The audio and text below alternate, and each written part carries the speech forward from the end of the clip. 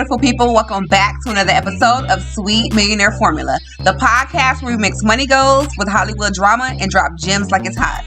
I'm your host, Money Mona, Budget Babe by Day, and I'm here to help you secure your bag without losing your mind or your edges. Period.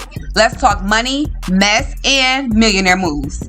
Here's what we got on the agenda today. Test of elevation, the living source of Black intelligence, and high-level entrepreneur moves. Grab that drink, sis, or your pen, because we're about to get into it. Living in like a fantasy before I had my daughter, or just before, like just being young and not knowing any better. In my mind, I swear I thought I was like the baddest bitch, because I was like, oh, I have men pulling up to Howard in Rolls Royces. I have men pulling up who drive Range Rovers. Did you see his Mercedes GLE? Like, he let me drive that. Yeah, when I leave campus, I'm popping my shit, right? And so to be renowned and a new woman, I would say I'm a new woman because, yes, I'm not having sex. I am, preparing myself to be in a, legendary position in my career as far as, making a name for myself. Like, I think of Alan Ailey, I think about Debbie Allen, and this is just where my taste is as far as like tastemakers, cultural movement, and moving things forward in such an intelligent, creative, passionate, mission-driven way. And so when I think about who I was and how I thought like I was making a staple because I had other men pulling up in these expensive cars, and I had, girls staring at me like, ooh, what the hell? And whole time it's just like, the reality of it was I am using I was using my savvy, my pretty, my body, all these different things to kind of get where I wanted to be and to stay where I wanted to be. But I think in the long run, ultimately, me being a video vixen was not, my turnout. In my mind at 19, I'm like, oh, I want to be the baddest video vixen. I'm going to be flying across the nation. Like, this is before Instagram. So my mindset of, I'm about to pop my shit was just different. And I think, moving forward, especially like where I am now, I think that I'm a renowned woman that is preparing for a influx of blessings. And I think that I have the capacity to understand when I need to elevate and when I need to know to switch gears and when I need to, relax. And I think one of the major things that I'm enjoying in this season is my relaxed era, because I spent so many years raising my daughter in a struggle, in a panic, anxiety driven way of raising her.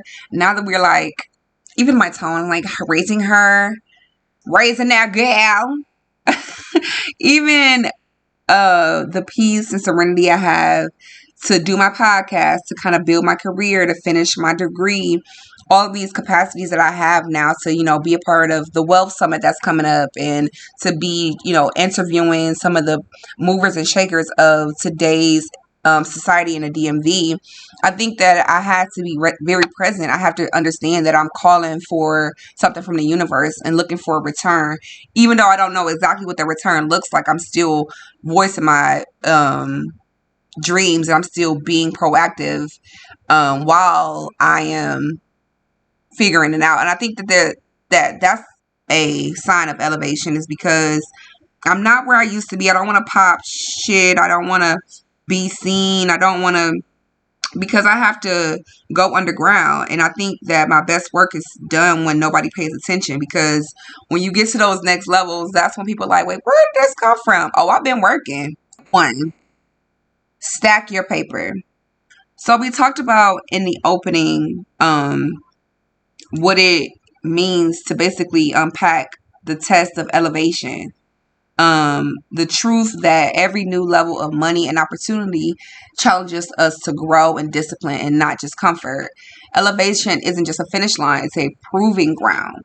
And in a proving ground, you have to set yourself apart. I feel like it's very easy to get entwined into other people's lives, and other people's lives being a reflection of, oh, this is my life too. But somehow, some way, you're buried under everybody else's character, personalities, what they like. And I feel like when we really dive deep into how Black intelligence is, like, it's like basically the growth in the push of a nation, because if we're not fighting for something, if we're not out there on the lines, if we're not conjugating behind the scenes, if we're not putting our money together, it's hard to say, oh, these people should be elevated by now. But it's in a society like America where you could build a country for free and be treated like the worst human when you are bringing in refugees who are for $13.8 billion. The war in Afghanistan, at the end of presidency, Donald Trump's presidency, first president, at the end of his term in 2022, the war so-called ended with Afghanistan. And they spent $13.8 billion bringing these people over here to America to work at Walmart, to work at, all these low-end paying jobs to keep the corporate to keep money going. They people are dying out. They're bringing in these refugees. And my whole thing is, how is it that y'all bringing in refugees? What makes you different from a refugee in this country is if you have a business. If you're not generating this country some money for yourself, then you're a liability and you're on the same level as a refugee. And I just feel like when you think about elevation, it's not about showing people that you're elevated. It's about really putting in the work and really separating yourself for a cycle of what's that called when you have an abundance, and a cycle of abundance. And I think one of the true tests of elevation is if you're willing to put in the work when nobody's watching. Segment 2, spill the wealth. Now, here on segment 2, I definitely want to talk about how Black intelligence is the living and growing force of this nation. A force that fuels culture, innovation, and freedom, but continues to be suppressed by systems that fear its power. Yet, even under pressure, our brilliance pushes forward. Through the lens of financial literacy, community wealth, long-term strategy, we have to continue to explore how to turn our elevation into a tool for building stronger businesses, linked nonprofits, and high-level entrepreneur moves that set the stage for generational freedom. It's not about generational wealth. It's about generational freedom. We need to have open doors. We need to, as a Black people and as just people who are not of white descent, we need to have these high-level stages of freedom, not like just climbing a ladder, but actual doors that swing open for us. And I feel like if we dive more into the linking our nonprofits and building stronger businesses and having networks, which I see a lot, is that white people have networks. And I'm not taking nothing from us. We weren't taught this stuff. I wasn't even taught this. It wasn't until I was curious enough to go read this stuff that I'm finding out so much about financial literacy, wrote another book about it. But I feel like Black intelligence, we wouldn't have the stoplight, the wash machine, the toilet, the electricity, the wine, the whiskey, the tobacco industry, rice. Like, if you go down to North Carolina, they're known for rice that has grown from like Sierra Leone. And if you go up to Northwest, our tobacco was being, the tobacco that we were out there in the fields pulling, and we wouldn't just pull cotton. We didn't just raise one thing in America. We started sectors and industries. The industries that are existing today, that are harming our food, that are polluting our waters, I can't say that we set these systems up to do what they're doing, but what I'm saying is how is it that we build a nation that has industries built off our backs? We built the meat industry, the grain industry, the agriculture industry, the tobacco industry. We built the technology industry. We built these industries without a handout to adequately move along America, not Black America, American in general. And how is it that the living source of this nation is being suppressed?